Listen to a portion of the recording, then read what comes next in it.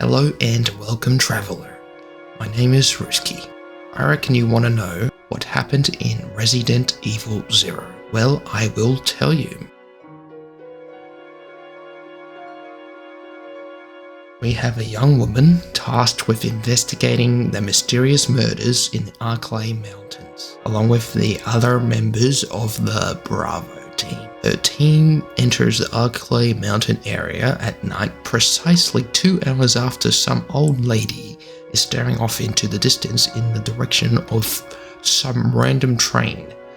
Just note they exist. We'll get back to them later.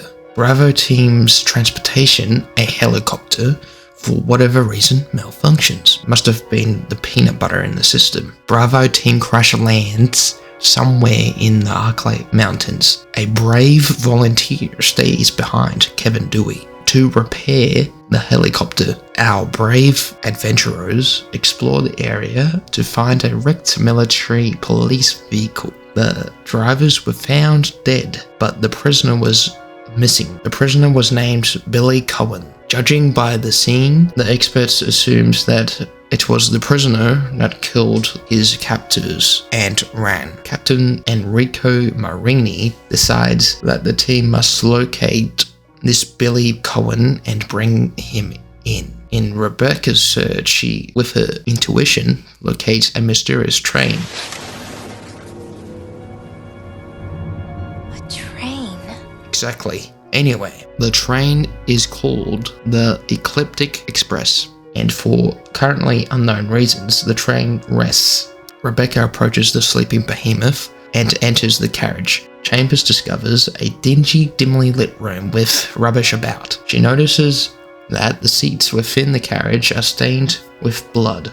Rebecca enters the next carriage and spots numerous seemingly decaying corpses and an active radio on the ground close to one of them. The corpses then wake and begin to swarm Rebecca.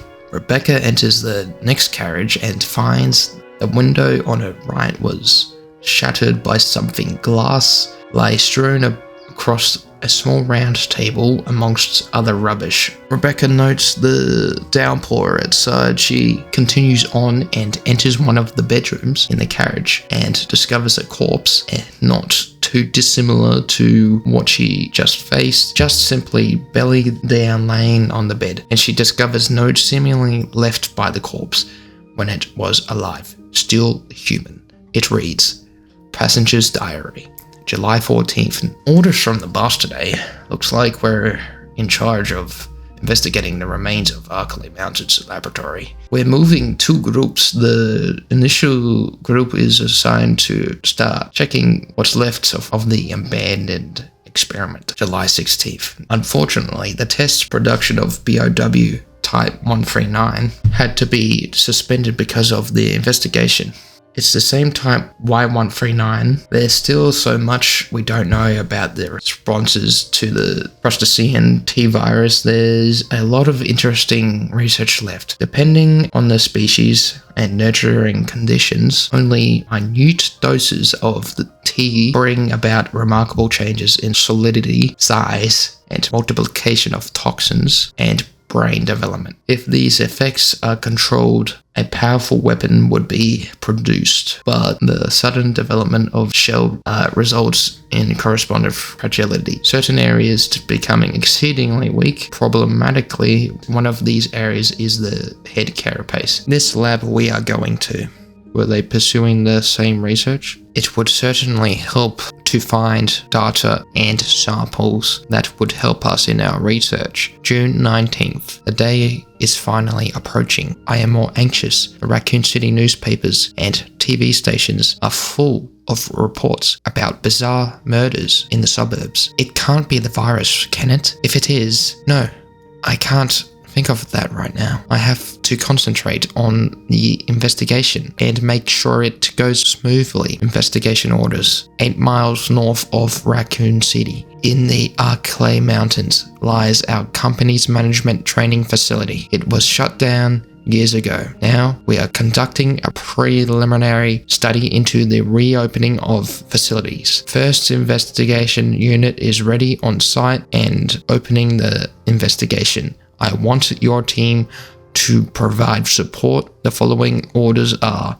William Birkin and First Investigation Unit. Rebecca Chambers trudges on through to the front of the train, meets up with the prisoner, whom of which she had been searching for. Chambers attempts to detain Billy, but for obvious reasons, he refuses to cooperate with the small lady. Billy goes off to somewhere and Rebecca lets him go. But then, randomly, Edward Dewey flies through the window into the carriage Rebecca is in. He appears to be mortally injured and passes out, but not before he could warn her about what is happening outside. He warned Rebecca of the zombies and monsters, which was very vague. He then shortly after that passed out due to his injuries. Enrico makes contact with Chambers on the radio and informs her that Cohen was sentenced to death for the murder of 23 people and the fact that he was institutionalized, and he tells her that Cohen would not think twice about killing her, but she had just met up with Billy and nothing came of it. When Chambers enters the stair area, she encounters Billy again and he offers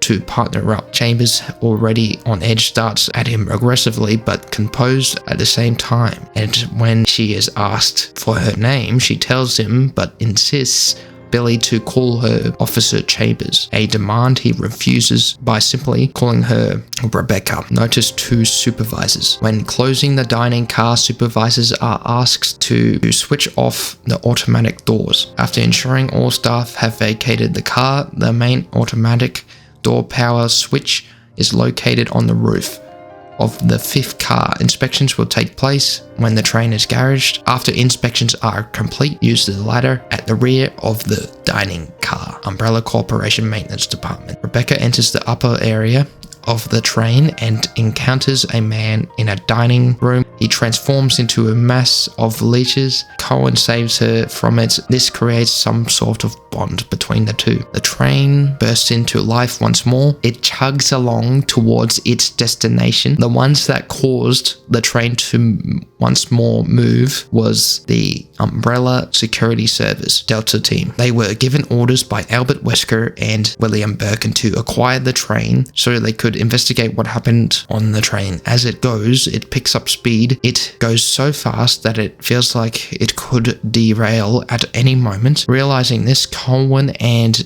Chambers put on the brakes on the front of the train and the rear. The train begins to slow, but it was too little too late, and the monstrosity of a train drives itself through a cliff face into an underground train station, derailing because of this. The dynamic duo, Rebecca and Billy, find themselves in a Umbrella training facility. They find out about the development of bioweapons that were helmed by a certain Dr. James Marcus, a director of the school, and Umbrella co-founder Wesker and Birkin monitor their presence. Billy and Rebecca explore the training facility. The pair uncover the mysteries of the location, and the training facility was intended for the training up of child prodigies, but Dr. Marcus had other ideas, or at least evidence points towards that he used the children for his experiments. Zombies roam about the halls of the training facility, a mix of student and investigative crew sent by Birkin. Birkin was planning on reopening the school. There was a conflict between co-founders Dr. James Marcus and Oswell E. Spencer. Spencer was trying to steal Marcus's research on the progenitor virus and his T-virus project. The mysterious man detects the presence of Rebecca on the security camera system, and he sends his eliminator bioweapons to go and attack Chambers. Rebecca gets bitten and she falls through the floor, but not long after, she was rescued by Billy. Rebecca demands that Cohen tell her the truth about what happened with him in the massacre. It was explained that his Marine unit had received casualties due to insufficient intelligence. When looking for guerrillas in the African jungle, Cohen was ordered to kill civilians, but he refused the order, and so Billy was court-martialed and found guilty to cover up any scandals. At the same time, William and Wesker were discussing how to deal with this mysterious man. They decide on destroying the facility entirely Billy in the hopes that will kill him. Cohen and Chambers come across a rundown church which housed an elevator that went deeper into the facility. Rebecca enters a laboratory that was used to develop the T-virus. They found his test subjects preserved in capsules, showcasing the brutality of Marcus. The scene just elevates how terrible of a man he was. While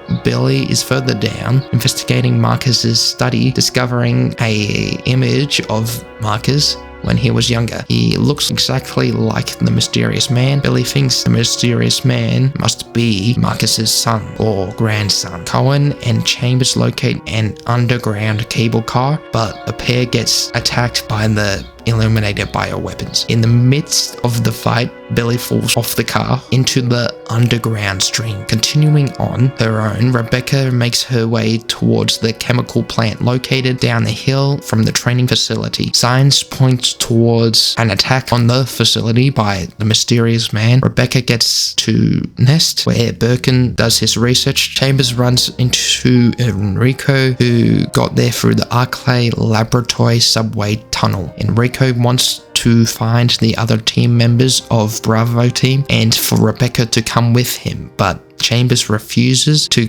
go because she wants to find Cohen. Not long after the meeting, Rebecca is confronted by T-001 prototype, which was unleashed by the mysterious man, but it was quickly dealt with. Heading into the nearby water treatment plant, Rebecca finds Cohen in the midst of being pulled by the currents of the stream. After coming ashore, Rebecca aids Cohen up. When consciousness was regained, Billy notices that the decking is covered in the remains of victims of the Umbrella Corporation. The pair continue to search the plant when they finally find the mysterious man. He reveals that he is the Queen Leech, a mutant created by Marcus in 1988. Marcus was killed by USS by order of Spencer. Wesker and Birkin were the ones to take his research, and Marcus was dumped like a piece of rubbish. Then his creation found him and ate him, consuming all of him and gaining his memories. The Queen sees itself as Marcus and it wants to wreak havoc onto the world. The Queen Leech transforms into its true form and fights Billy and Rebecca. The pair manage to escape with their lives on a cargo elevator that takes them back up to the plateau where the training facility was. They encounter the Queen Leech once again in a massive warehouse used for helicopter cargo. Finding that monstrosity was sensitive to light, Chambers uses the controls for the retractable roof of the warehouse, and Billy shoots the Queen Leech with his magnum, making it fall down the shaft right as the plant explodes, including the school. Rebecca and Billy escape, look over a cliff edge at the Spencer estate. That is where she must go. Rebecca knows that Billy would be killed when caught, and so she takes his dog tags to fake Billy's death. Cohen agrees to the plan, and then Billy walks off into the forest all by himself, seemingly to live in exile. The progenitor virus. The progenitor virus was discovered by James Marcus, Brandon Bailey, and Oswald E. Spencer whilst exploring ancient ruins in the west of Africa in the 1960s. Its host was a rare flower that had grown among the ruins of the stairway to the sun. They suspected the virus could be millions or even billions of years old. It acts like a group 4 positive sense single-stranded RNA virus. It is able to revive the dead even if they had died a long while ago, which of course would intrigue the doctors, the fame, the power they could gain. Significant research had been undertaken to study the ways in which the progenitor operates since it was discovered in the 1960s. Oswald E. Spencer wanted to create a new superhuman race. The death rates in the experiments were high, and this led to the establishment of the Umbrella Pharmaceuticals in the March of 1967 to expand the progenitor research and to have as a front to hide what they do from the public, any illegal activities, including kidnapping, and to hide the fact that they were selling bioweapons to the US government. To further fund their research, Spencer abducted Jessica and Lisa Trevor in October of 1967 to experiment on them. Jessica was killed when the results of the experiment were not satisfactory. Her daughter Lisa had developed abilities that were interesting enough that it was decided that she was allowed to live for further study. Progenitor proved difficult to work with because of the specific circumstances, conditions it needed. Just simply taking the seeds and growing it elsewhere was proven to lead nowhere. And so in 1968, a laboratory was set up in the Garden of the Sun so they could collect the virus and export it to their laboratories across the world. Marcus led his private university whilst Brandon managed operations in Africa. The T virus was developed as a bioweapon. The main goals were for it to eliminate any necessity for a large-scale military and to earn a profit by selling it to the US government. In 1978, priorities shifted with the virus. It was decided that they would forego creating a lethal, highly contagious virus in favor of one that could mutate the host to make them more powerful